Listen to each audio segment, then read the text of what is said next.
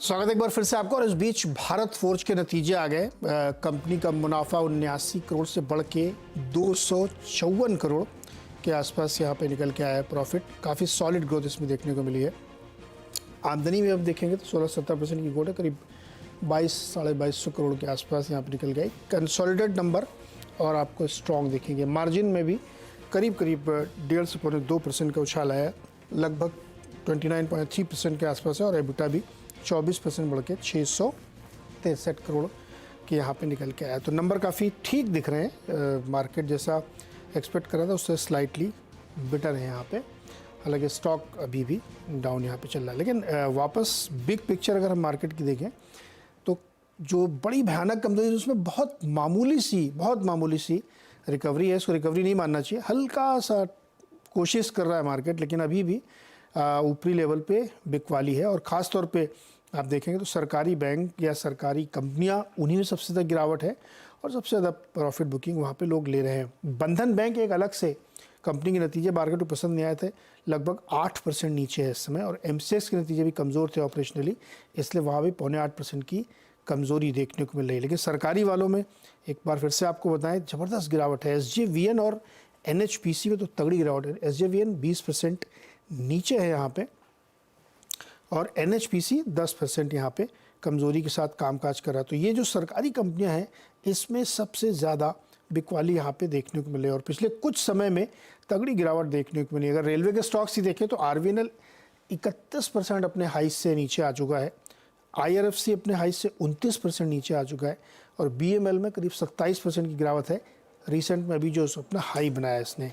Defence stock भी बहुत पीछे नहीं है। डिफेंस में आप देखिए मिश्र धातु करीब 24% नीचे आया है और गार्डन रीच 17%, कोचिन शिपयार्ड 12%। इस तरह से बिकवाली देखने को मिली। एनबीसीसी जिसने एक बहुत तेज़ रैली दिखाई थी पिछले 1-2 महीने के अंदर, वो अपने हाई से 25% नीचे आ चुका है। शिपिंग कॉरपोरेशन भी 25% नीचे है। तो मार्केट में कोई रिस्पाइट वैसा दिख नहीं रहा है।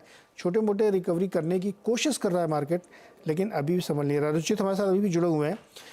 रुचित, पीएसयू स्टॉक्स में जो इतनी बड़ी फॉल हम लोग देख रहे हैं, ज़बरदस्त प्रॉफिट बुकिंग है, कोई ऐसे पॉकेट्स, कोई ऐसे स्टॉक्स जहां आपको लग रहा है कि अब हो गया भाई 25-30% गिर गया, अब संभलने की कोशिश होगी या नहीं? अभी तो पिक्चर बाकी है, अभी तो ये ट्रेलर चल रहा है अभी।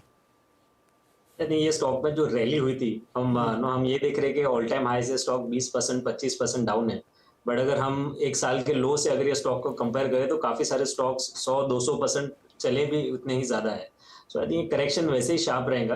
बट हाँ, एक पॉकेट जहाँ पे मेरे ख्याल से इन्वेस्टर्स का ध्यान रहना चाहिए, पर्टिकुलरली इस फॉल में अगर पीएसयू स्पेस को देख रहे हैं तो वो रहेगा पीएसयू बैंक्स में। हमें लग रहा है कि पीएसयू बैंक्स के में जो छोटे मोटे करेक्शंस अभी यहाँ से देखने मिल रहे हैं वो क्लियर एक corrective phase within an uptrend ही है और कुछ बड़े करेक्शंस यहाँ पे पीएसयू बैंकिंग स्पेस में नहीं आने चाहिए।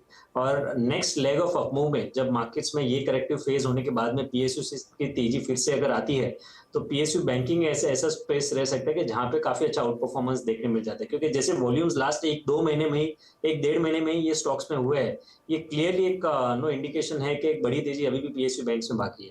तो with in the sector I think PSU banks में फोकस रहना चाहिए और बाय एंड डिप्स की रणनीति ये सेक्टर में रख सकता है।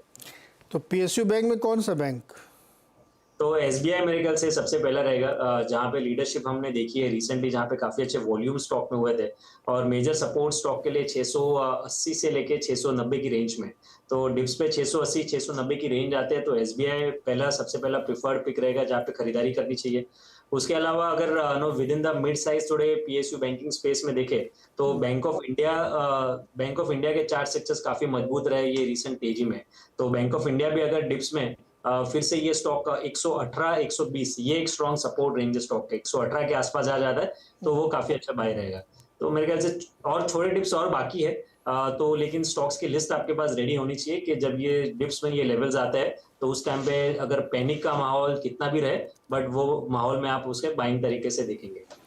एसबीआई और बैंक ऑफ इंडिया, ये दो स्टॉक आप रडार पे रखिएगा। अगर मौका मिलेगा आपको उस नीचे आने पे तो इस पे आप ध्यान दे सकते हैं। रचित, एक आखिरी क्वेश्चन, फार्मा स्टॉक्स और आईटी स्टॉक्स में थोड़ा सपोर्ट है। आईटी शायद इसलिए क्योंकि इंटरनेशनली पूरी दुनिया के आईटी स्टॉक्स में तेज़ी है और डिफेंसिव प्ले या कहे कि अच्छे रिजल्ट्स पेश किए हैं इसलिए फार्मा पॉकेट में तेज़ी है, कोई इसमें आपको पसंद है, आपकी चॉइस? यस, आई थिंक ये दोनों पॉकेट्स आउट परफॉर्मेंस हमें लग रहा है कि कंटिन्यू रखने चाहिए, क्योंकि जैसे हमने थोड़ी देर पहले बात की थी कि ऐसा नहीं है कि हम बेयर मार्केट में हैं। मार्केट्स में स्टॉक्स फॉल हो रहे हैं, बट वो जस्ट एक बुल मार्केट का करेक्शन है। तो बुल मार्केट के करेक्शन में कुछ पॉकेट्स आपको हमेशा आउट परफॉर्मेंस दिखाएंगे। तो with in the IT space हमें लग रहा है कि एक अच्छा अपमूव कोफोज में देखा जा सकता है। सो हाई टॉप हाई बॉटम का स्ट्रक्चर यहाँ पे बना है। रीसेंट करेक्शन में वॉल्यूम्स काफी कम थे, तो जैसे प्राइस अपमूव में वॉल्यूम्स आ रहे हैं, करेक्शन में वॉल्यूम्स कम है। तो करंटली 6680 के आसपास करंट लेवल्स पे अगर आईटी में खरीदारी करनी है तो कोफोज में खरीदारी करें। 6580 के नीचे स्टॉप लॉस रखे, और आई थिंक बहुत ही जल्दी स्टॉक आपको 7000 की तरफ जाते हुए नजर आएगा। ओके, कोफोर्ज में ध्यान दिया जा सकता है। रुचित, बहुत शुक्रिया हमारे साथ जुड़ने के लिए और तमाम डिटेल एनालिसिस करने के लिए अलग अलग स्टॉक्स में। यहीं पे छोड़ते हैं आपको, एक छोटा सा ब्रेक लेते हैं फाइनली, उसके बाद आप देखिएगा कमाई का अड्डा। लेकिन मार्केट में कोई रिस्पाइट नहीं है, अच्छी खासी गिरावट है। हर 2 गिरने वालों के सामने लगभग 9 शेयरों में मुनाफा वसूली देखने को मिल रही है। छोटा सा ब्रेक, इसके बाद कमाई का अड्डा।